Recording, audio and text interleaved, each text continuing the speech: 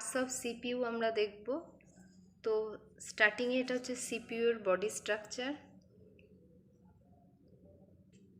তো বডি স্ট্রাকচারটা দেখলাম, এবার ভেতরটা জাস্ট এইভাবে আমরা লাগানো থাকে, এরকম লাগানো থাকে। আমরা এটাকে নাট দিয়ে এটা আমরা ওপেন করে নেব। এরপর আমরা দেখব কি কি আছে সিপিইউর মেন জিনিসগুলো। তো দেখো নিচে যেটা দেখতে পাচ্ছ, এই যে টোটাল এই বক্সটা, এটা হচ্ছে মাদারবোর্ড। তো মাদারবোর্ডে দেখো আমরা র্যাম, যেটা আমাদের সব কিছুকে সেভ করে রাখে, র্যাম রমের নাম আমরা শুনেছি। তো র্যান্ডম অ্যাক্সেস মেমোরি আর রিড অনলি মেমোরি, তার যে চিপগুলো।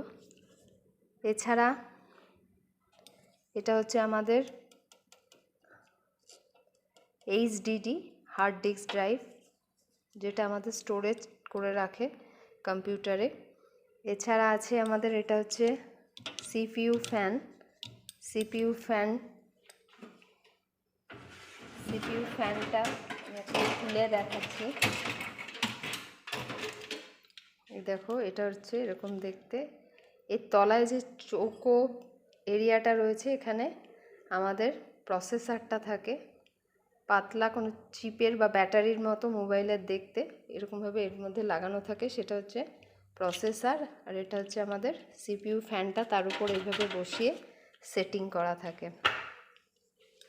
এছাড়া যেটা দেখতে পাচ্ছি, দেখো সিপিইউ এর পিছন দিকে দেখলে যেখানে আমরা সব ধরনের কর্ডগুলো, ইউএসবি পাওয়ার কর্ডগুলো লাগাই, এই যে অংশটা, এটা হচ্ছে, এটা থেকে আমরা এই বড় বক্সটা দেখতে পাচ্ছি, এটা হচ্ছে আমাদের SMPS switch mode power supply unit. ঠিক আছে, এটা আমাদের পাওয়ার সাপ্লাই করতে হেল্প করে।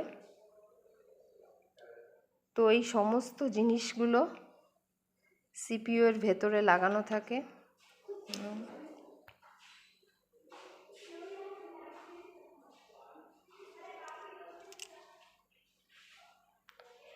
দিয়ে আমাদের অল ওভার টোটাল যেটা থাকে সেটা হচ্ছে বক্সটা লক করার পরে, এটা হচ্ছে আমাদের সিপিইউ পাওয়ার ক্যাবিনেট। এটা সিপিইউ ক্যাবিনেট বলি, যার মধ্যে আমাদের এই অংশগুলো, মেন অংশগুলো, মেন পার্টসগুলো আমরা দেখতে পাই।